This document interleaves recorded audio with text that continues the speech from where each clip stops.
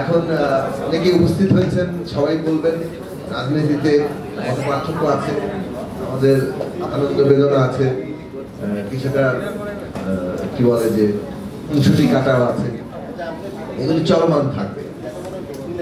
এর মধ্যে আমাদের ন্যূনতম জাতীয় রক্ষা করতে হবে, কারণ আমরা ঐতিহাসিক পর্বে আছি এবং সবচেয়ে বড় ব্যাপার হচ্ছে একটা নতুন রাজনৈতিক বন্দোবস্ত ব্যবস্থা প্রতিষ্ঠার কর্তব্যের মধ্যে আছে।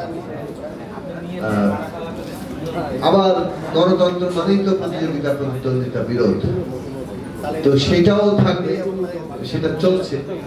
সেটা এখন যে রূপ নিচ্ছে, একটা বন্দোবস্ত, একটা নিয়ম, ক্ষমতা পরিচালনার নতুন নিয়ম, সেটা প্রতিষ্ঠিত হওয়ার আগেই আমরা আবার যাতে বেশি বিরোধে জড়িয়ে না পড়ি, সেই দিকটা আমাদের খেয়াল রাখা দরকার। আজকে 6 মাস পরে এসে এই কর্তব্য ভুলে গেলে মনে হয় ঠিক হবে না, কারণ এই কর্তব্যের কথাগুলোই আমরা আলাদা আলাদা ভাবে বলেছি।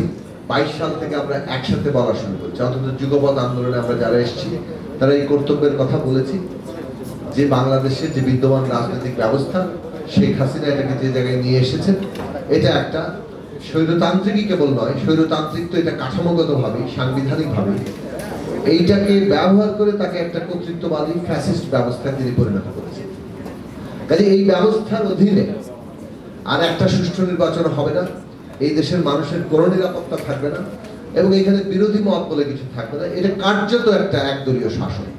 যেভাবে 72-এর সংবিধানের ক্ষমতা কাঠামো একটা বাকশালের একটা পূর্ব অবস্থা ছিল, যেটার একটা পূর্ণতা পেয়েছে বাকশালে গিয়ে, সেটাই নতুন রূপে ফিরে ফিরে আসছে এবং এসেছে শেখ হাসিনার হাত ধরে। এই কথাগুলো বলার সময় কিন্তু আমরা কেউ কম বলিনি, বরং বেশি করে বলেছেন সুব্রত দাও, আরো জোরে জোরে বলেছেন। আমরা নিদান এনেছিলাম, সমাধান এনেছিলাম যে রাষ্ট্র ব্যবস্থা মৌলিক পরিবর্তন ঘটাতে হবে, অর্থাৎ ক্ষমতা কাঠামো যেটা স্বৈরাচারী, যেটাকে ব্যবহার করে কর্তৃত্ববাদী, ফ্যাসিবাদী করা যায়, সেইটা বদলে একটা সত্যিকার গণতান্ত্রিক, জনগণের গণতান্ত্রিক রাজনৈতিক ব্যবস্থা প্রতিষ্ঠা করতে হবে। এটাই নতুন বন্দোবস্ত। নতুন বন্দোবস্ত মানে এই দেশের ক্ষমতা, রাজনীতি কিভাবে পরিচালিত হবে এবং সেটা যেহেতু সমস্ত আর্থ সামাজিক প্রেক্ষাপটকে, বুনদকে প্রভাবিত করে, সেইটা কিভাবে চলবে।